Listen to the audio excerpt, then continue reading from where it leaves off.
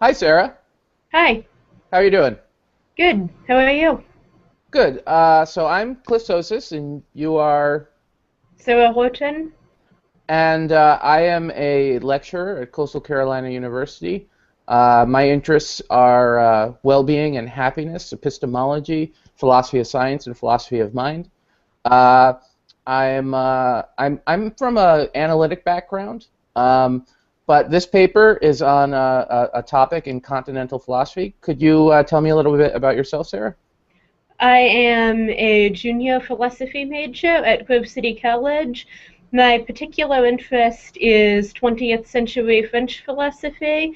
I'm actually particularly interested in Derrida and Levinas, though, as is clear from the topic of my paper, I have some interest in Sartre also. Really, all the 20th century French philosophers that I've studied. I'm also fairly interested in ancient philosophy, and, and I'm interested in ethics. Those are my particular interests, although pretty much any philosophical topic I find interesting. Yeah, I'm the same way. I got interested in philosophy because of an interest in Sartre. I think I told you in an earlier conversation. I read Nausea and I thought it was the coolest thing. Um, okay, so let me ask you some questions about your paper. Are you ready to begin? Yes. Cool. So, in your paper, you talk a lot about Sartre, and for Sartre, authenticity is really important. According to Sartre, what is authenticity and what does it have to do with the meaning of life? Well, authenticity is the recognition of one's freedom. A very important issue for Sartre is that I create my values, I cannot avoid creating values, and I am completely responsible for the values that I create. I can't blame anything that I do or think on anyone else. There isn't any moral law that I can appeal to. I can't say that somebody else forced me to value things in the way that I value them. I am completely free in that way. And the person who is of bad faith tries to hide from that freedom. He tries to live as though he had not created his values, even though he actually does create them. For instance, he might say that he has certain values because of God or because of society Hmm. or something like that. And in Right. contrast, the authentic person accepts and embraces his freedom. Right. Yeah. When I hear that, I get excited all over again. I love Sartre. Is there anything that justifies value according to Sartre, or no? Um, Essentially, no. I'm completely responsible for the values that I create, and there is no standard according to which they could either be justifiable or unjustifiable. Now, he does argue that the authentic person confers a justification on himself, Okay. but this justification is only for himself. He cannot justify himself in the eyes of others. Now, in embracing his freedom, in actually living as if he creates his values, when of course he does create them, he's living consistently. Living in Hmm. bad faith is to live a contradiction because you're denying the freedom that is the very structure of your being when you're in bad faith.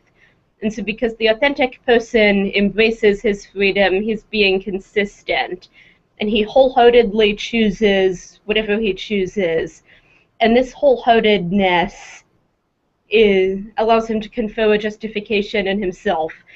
This approval of his own authenticity justifies him. But as I Right. said before, that justification is only for himself. He can't appeal to any standard to justify his values in the Yeah. eyes of anyone else. All right. Great. Great. Great. So, um, okay. Shifting gears a little bit. Now, in the paper, you pointed out something really interesting that I actually didn't know about Sartre, and that's that Sartre claims, if I read it correctly, that we can be sure of the existence of other minds. Can you explain his position there a little bit? Yes. Now, he states that we can't prove that other people exist. The only way we can know that they exist is if any doubt of their existence is purely abstract, and he thinks that is indeed the case. And the way he shows that is the case is by exploring and making clear the foundations of uncertainty that they do exist. He shows that we cannot, in fact, doubt that they exist. Now, he has a chapter in Being and Nothingness on the look of the other. Yeah, right, right. And for example, the look of the other can confer shame. He uses the example of somebody who's caught by somebody else when he's looking into a room that he wasn't supposed to look into. And he feels shame, and he cannot deny that there is that other person there looking at him. Of course, shame isn't the only basis for interaction with others, but that's just one example.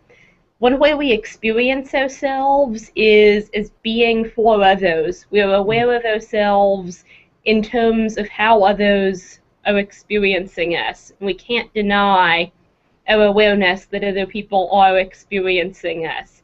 We can't deny that they exist unless we abstract away from their actual experience. On a concrete level, we can't deny that they exist. Right. If I understand the Sartre's position, I guess the idea would be, say, I was going to, I don't know, save a person's life, or let's say I was embarrassed. When I'm going to save a person's life and put my own life on the line, or if I, do something incredibly humiliating, it is clear in my behavior or my reaction to events that there is no doubt that other minds exist, and even though I might pretend that other minds don't exist in these abstract philosophical thought experiments, it's clear in these reactions that I am definitely convinced others exist. Is that the idea, if I understand it correctly? It certainly would be clear in your reactions. I think there's more to it than that. Okay. Perhaps that you yourself know in the moment that you're living, when you're trying to save someone's life or when you're being humiliated, that other people exist. And even if, when you're back doing philosophy, questioning whether other people exist, in the experiences that you're living with other people, you can't doubt that they exist. It's not that you're deducing this from the way you react. You are living the knowledge that other people exist directly. Okay, I got it. I think I got it. Now, all right, in your paper, you introduce a very interesting notion, and that's this notion of the teleological level. What is the teleological level? What makes it teleological, and why is it important in your view? But the teleological level is the ground for the meaning that does not derive from the self alone. It's given in situation. Now, the way I came up with the term was that in my research on Sartre, I found it useful to consider his philosophy in terms of what I called the ethical and the ontological levels. The ethical level is the realm of abstract moral principles, and Sartre rejects all appeals to it as bad faith. The ontological level is the level of analyses of being, and that's what Sartre does. He analyzes being. Right. As I argue in my paper, the ontological level does not suffice because it ends up reducing concrete men to the abstraction man. And Sartre worked to give concrete descriptions of human experience, but as I argue, he should have gone beyond the ontological level to accomplish that project. That, as Heschel points out, we're certain that there is meaning that does not derive from the self alone, and as Levinas argues, ontology alone would not leave room for such meaning. And the teleological level is the most fundamental level at which we can describe human experience. I call it the teleological because of Kierkegaard's teleological suspension of the ethical. The teleological meaning relates us directly to a telos that is not mediated by ethical principles. Ethical principles, abstract moral laws, categorical moral laws, can't provide the most fundamental telos, the most fundamental purpose, because they are abstract. Only in concrete situations does fundamental meaning and significance reveal itself. So there wouldn't be any real telos for life if we had only abstract principles. And that's why the teleological is so important, because it's fundamental and it inheres in situations, and we cannot truly doubt it. Right. Okay. Okay. So then, since you're resisting Descartes, I guess my question, or not Descartes, excuse me, Sartre. My question would be, do you think authenticity is important, or is this something that's totally irrelevant? Is it something that complements the teleological level, or is it something that is just insignificant? Well, I would reject authenticity insofar as an ideal, insofar as it is based on the view that meaning comes from the self alone, because the authentic person embraces that he creates his values, that he is the source of the meaning that he gives the world, and he embraces that freedom and himself as creator of values. And so I would reject that, because I'm arguing for the existence of meaning that does not derive from the self alone. Now, on the other hand, I do think that Sartre's rejection of appeals to abstract moral principles is fruitful, and that his emphasis on responsibility is important, even though I wouldn't go along with Sartre to say, yes, I create all my values, I am the source of values. Okay. So I would reject authenticity insofar as it requires that idea, while still thinking that Sartre is making a good point and emphasizing individual responsibility. Okay. Okay. Now, the teleological level, there's a question for me that comes to mind, and it's this.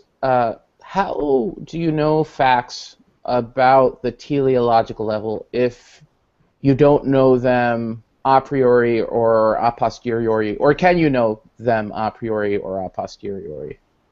I would say that I know about the teleological level in the same way that I know I'm speaking right now.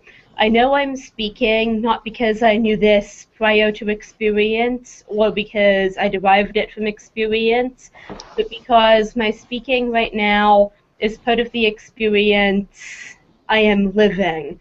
For instance, I know in experience that modo is wrong.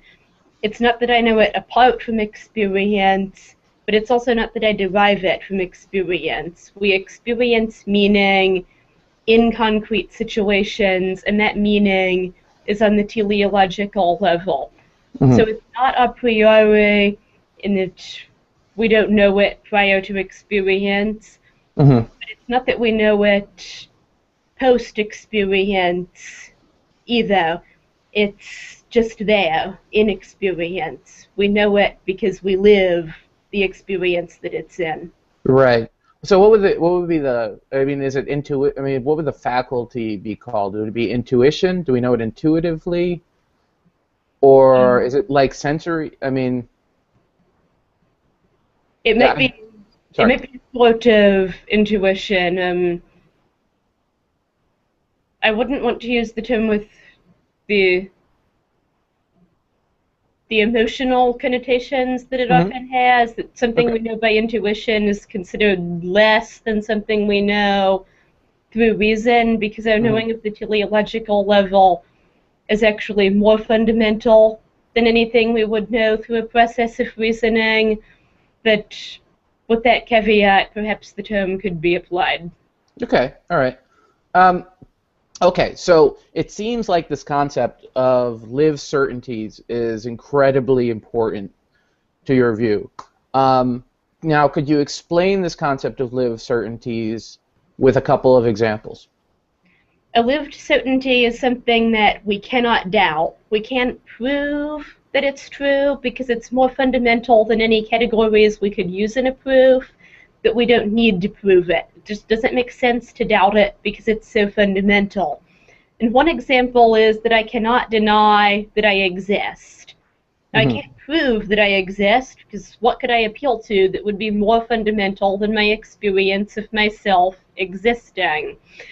And to say with Descartes, I think, therefore I am, is not to prove that I exist, but to affirm that I am experiencing myself as existing. And Sartre makes that point briefly. It's just absurd to doubt that I exist. Right. Or to take a moral example, suppose that I see someone and I feel the urge to punch him, and for no reason. He hasn't done anything to me or to anybody else. Any argument that punching him is wrong would be less concrete than the actual situation because it would rely on abstract principles. But I experience the person as a free being, as a fellow subject that I can't make into an object. And to Mm-hmm. punch him would be to treat him as though he were just an object, not a being that was free, just something that I could do whatever I wanted to. But to treat the person that way is counter to my experience of him. And note that as we actually experience these lived certainties, they're not inferences. A description of a lived certainty being less concrete than the actual experience of it risks making it sound like there's a process of inference going on, but the lived certainty is right there in situation. Okay. Okay. So, so then, according to your view, the meaning of life, contra Sartre, doesn't depend on an individual choices. It depends on the situation, it seems, if I understand your view correctly. Could you explain a little bit about how the meaning of life depends on situations? I mean, is the meaning of a situation identical to the situation? Is it identical to the facts of the situation, or is it caused by those facts? Is it something that maybe supervenes on those facts or something like that? I wouldn't say that the meaning of a situation is identical to the situation.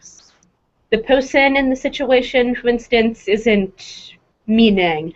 But to Mm-hmm. speak of the situation as causing the meaning separates them too much. The meaning, I think, is intrinsically part of the situation. It's an inherent part of the situation that we can't remove from the situation, and to consider the situation apart from it is an abstraction. Now, to say the meaning of life depends on situations, if you think of the meaning of life in terms of the ultimate goal for a person's life, considering it in that sense is really outside the scope of my paper. Okay. Insofar as I considered it, insofar as I consider meaning in my paper, I really focused on meaning in terms of one's concrete responsibilities to another person, and I focused Okay. on that Right. meaning inherent in situation. Okay. And for Kierkegaard, the teleological suspension of the ethical involves the individual being placed in a direct relationship to God that's unmediated by ethical laws, which I think that Kierkegaard is a very good analysis of that situation, but a full consideration of that is beyond the scope of my paper. Could you explain a little bit what you mean exactly when you say situation. Um, Is I that think like a relationship between an individual and an environment and other individuals in that environment? Is that what you're describing when you describe situation? Yes, that sounds like a good way to describe it. I would include also the temporal aspect of it, that a situation one moment can be different from the situation the next moment. Mm-hmm. But Okay. essentially, what's going on and what I'm experiencing at the particular moment, which I suppose indeed does not necessarily require that everything involved in the situation be physically present. My situation might involve deciding whether or not to commit to a particular political party, and then the goals of the various people in the political party, the people that would be affected if I joined the party, they could be part of the situation even if they're not all physically present. Okay. Okay. So all right. So let me change gears here. Do you now you seem to suggest certain ethical truths can't be doubted. So do you think, for instance, the claim the unjustified killing of an innocent is wrong can be doubted? And if it can't, how is it we know something like that? But the claim the unjustified killing of innocents is wrong is an abstract ethical principle, so I think that it is possible to doubt it. Hmm. What can't be doubted is the experience that it would be wrong to kill an individual innocent person, or indeed even a group of innocent people. Um, we know the wrongness of that because it reveals itself in experience. Hmm. I hesitate with the group because I'm thinking that perhaps you would experience each member of the group as an individual, and then the experiences would be it's wrong to kill this individual and this individual and this individual. Hmm. Now, I do think that anyone who recognizes this lived certainty would not doubt the abstract principle that the unjustified killing of innocents is wrong. It seems implausible to me that somebody who recognizes that lived certainty would then doubt that principle. Hmm. No, we would get to that principle, though, probably by induction from experiences of meaning, perhaps from deductive arguments involving other abstract principles. Okay. That it is possible to doubt it. We don't directly experience it in the way we directly experience the wrongness of murdering a particular individual. Okay. Okay. So I mean, so this is where I think I find it difficult. Uh, this part I thought was challenging because it seems to me that a claim like the unjustified killing of innocents is wrong might be an analytic truth or something we know a priori. It seems like it's true in virtue of the meanings of the words involved. Um, why exactly am I mistaken about that particular example, you think? Um, One could perhaps challenge the definitions of the words. Okay. Um, Even if it is an analytical a priori truth along the lines of all bachelors are unmarried men, Yeah. Yeah. it still wouldn't be as fundamental as the lived experience of the wrongness of murder. Okay. Because we Okay. don't directly experience it, don't don't have that feeling of it being part of the situation that we're living in Hmm. the same way. Okay. Okay. Now, in the end of your paper, you suggest Sartre is deceiving himself, and he's really good at deception, apparently, because he conceals something from himself that is certain, which I thought was really impressive. Like, I can deceive myself really easily, but that is not because I am a great liar. It's because I'm incredibly gullible. So how does Sartre conceal something that is certain from himself? And I don't think it's only Sartre who does this, just to clarify that point perhaps. And that he would also agree that people can conceal from themselves things that are certain. He doesn't deny, for instance, that there are people who have claimed to doubt the existence of others. As far as how that works, I think that it begins when you start thinking that it's possible to doubt the thing that actually is certain. When you start elevating abstract reasoning over these concrete lived experiences, and you think, I don't actually know this unless I've reasoned my way to it in whatever the correct way of reasoning for your philosophical perspective is. To take the example of the existence of other people, you might start questioning concrete experiences of other people, asking whether it might be possible to doubt that they exist, thinking that really you ought to have an argument before you can be sure they exist. But to take the example of not committing murder, you question the concrete experiences in which a person reveals himself to you as someone who it would be wrong to kill, in which it's given to you in experience that it would be wrong to kill him. You start thinking that some defense of those experiences is needed. And then you notice that you can't produce a defense of them that is beyond all objection. As I say in the paper, you can't argue for lived certainties, but no such argument is needed. Then once you start thinking that an argument is needed, you notice that the arguments are not irrefutable. And then you might go beyond just thinking that it's possible to doubt the lived certainty to actually disbelieving it.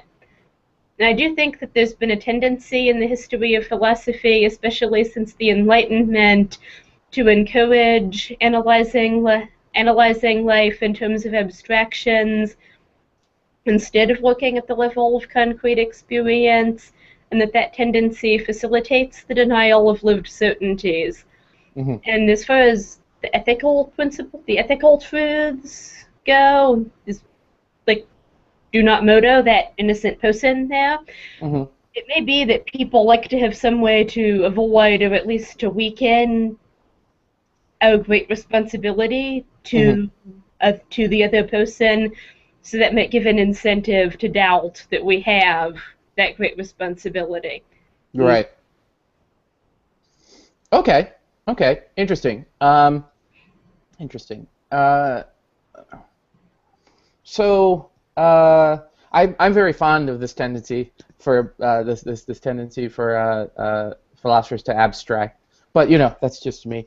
Now I was wondering if your argument could be understood and maybe even strengthened if you put it in terms of what could be called a transcendental argument. And philosophers throughout history have given transcendental arguments for the existence of things. You might think Plato gave some sort of transcendental argument for believing forms exist. You might think that Wittgenstein gave some sort of transcendental argument for thinking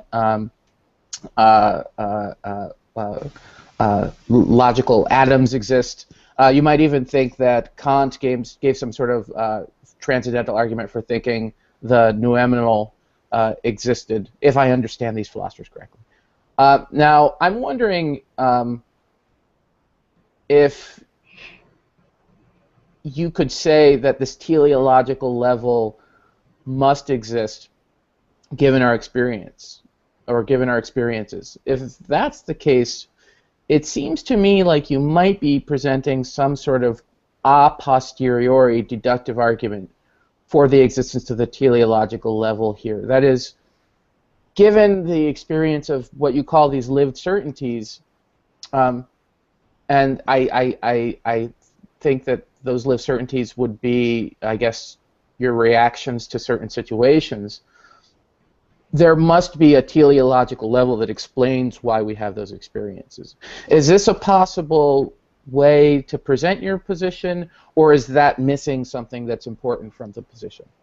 I think that that is missing something, that my intention is to analyze experiences and to show that these lived certainties reveal themselves there, that the teleological reveals itself in our experiences, that we don't experience it through a posteriori deductive arguments.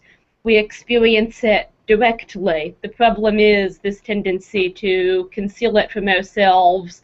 So I'm trying to clear away ideas that might help that tendency to conceal it from ourselves, ideas that I think are wrong because they do lead toward the tendency to conceal it. Mm-hmm. Unfortunately, the attempt to describe the teleological level is itself an abstraction. So I think that the teleological ultimately escapes full philosophical analysis. What I'm trying to do is to show that we do recognize that it exists, that there is meaning that does not derive from the self alone. And treating it as an a posteriori deductive argument then misses the point that it isn't through a posteriori deductive arguments that we know there is meaning that does not derive from the self alone, that we don't go through a process of inference, we experience that meaning directly. Right. Yeah. No. I mean, I think I understand that, but I think though you're saying that something exists, specifically the teleological level, and I'm wondering, so does the teleological level something? Is that what we're experiencing directly? We're experiencing meaning that does not derive from the self alone, and I'm essentially calling that level of analysis at which we're looking at that the teleological level. Mm-hmm. The teleological level shouldn't be thought of as an abstraction. I might describe it as the teleological level is where we have this meaning, in the same way that I might say that the ethical level is where we have abstract ethical principles, and the ontological level is where we have analyses of being, but it's not as though any of those are somehow separate dimensions. Mm-hmm. Okay. Um, Interesting. Okay. How do you think Sartre might respond to this? I mean, being as charitable as you can to Sartre, how would Sartre respond to invoking these lived certainties? I think that he would push me in the issue of bad faith, that he might argue that when we think it's a lived certainty that there is meaning that does not derive from the self alone, our thinking that is actually just a sign of our tendency toward bad faith. Mm-hmm. According to Sartre, people do often live in bad faith, and he might claim perhaps that we convince ourselves that we cannot doubt that there is meaning that does not derive from the self alone in an attempt to confirm ourselves in our bad faith. He might also argue that the claim that ontology is insufficient is an attempt to conceal our bad faith with some mystery. He might argue that anything that ontology isn't sufficient to describe is just this weird, mysterious thing, and how can that be concrete and certain? So he might also argue that what I'm trying to argue for isn't even something that could be certain. Right. Okay. Okay. Interesting. Very interesting. Well, it was a pleasure talking to you. Is there anything else you'd like to say? I think to add a further clarification about what the teleological level is, Okay. that I speak of it as being where this meaning feels itself as the source of this meaning. Mm-hmm. And I mean then that we have this meaning that we experience in situation that does in a way provide a telos for that situation that cannot be mediated by ethical principles, not a telos in terms of development towards something, Okay. meaning that's right there. Right. And then the teleological level said, so I would say that it is right there, and that it's not that these levels are different dimensions that exist abstractly, Right. but that in a particular we might focus on one rather than the other in different levels of analysis of human existence. And so then it's when we're looking at this teleological meaning that we're analyzing human existence at the most fundamental level. Right. Right. So, um, this isn't something you know a priori. This isn't something you know a posteriori. Uh, it's a lived certainty. You compare it to knowing that you exist. Um, so, I mean, and the way you think of Descartes, not Sartre, but Descartes in this case, I'm not making the same mistake I made earlier, is as pointing out that there you must exist, but he's not saying you know this a priori, and he's not giving a deductive argument for that. This is just something that can't be doubted because of your thinking, and you think that these lived certainties are like that. Yes. Yes. Yeah. And it might clarify the point that the way that there can be other things that are lived certainties just as much as my knowledge of my existence is that no individual exists in a vacuum. We always find ourselves in situation. So we can't just consider our existence by itself chopped off from other things. If we could essentially insulate ourselves from the world and just start by reasoning to our existence and then reason our way to other things, if that were how things actually worked, that would be a problem for this analysis. Mhm. I think an important concept here is that isn't how it works. We're always already in situation, and when Descartes tried to proceed by insulating himself Mhm. from situation, he was already making a mistake. Right. Right. But I guess let me because it's an interesting paper because it has to do with existential ethics as well as epistemology. Um, I mean, do you really think that it's not possible, for instance, that you're a brain in a vat? I mean, Descartes, it seems like was challenging an extraordinarily difficult, Descartes was engaged in a sort of very difficult process, and if anything, you might imagine if Descartes was familiar with existentialism, saying, "Well, look, when you say that the world exists, Art uh, or Sarah or other people exist, I'm not guilty of bad faith. I'm going where the arguments lead, and look, knowledge requires the possibility of error. This is of course what Descartes would say." And there, you could tell a story where I seem like I'm interacting with people, but those people don't really exist, and you can't deny that. So maybe he might challenge the authenticity of people who do deny that kind of the potentially solipsistic situation we might find ourselves in. I mean, how do you think I would Sartre or you might respond to that type of concern? I would say, Descartes, you're trying to look at your situation from the outside. You're trying to abstract yourself from it and essentially get a third person perspective on it. And you Hmm. can't do that. And I think that Sartre would agree with me in saying that you can't do that. That when you start worrying, what if I'm a brain in a vat? You're abstracting from existence as we are experiencing it, and you're trying to get a third person perspective that it's just not possible to get. And it might seem like a cheap joke to say that the skeptic sits there pondering whether or not his sandwich exists, and then he becomes hungry and eats it.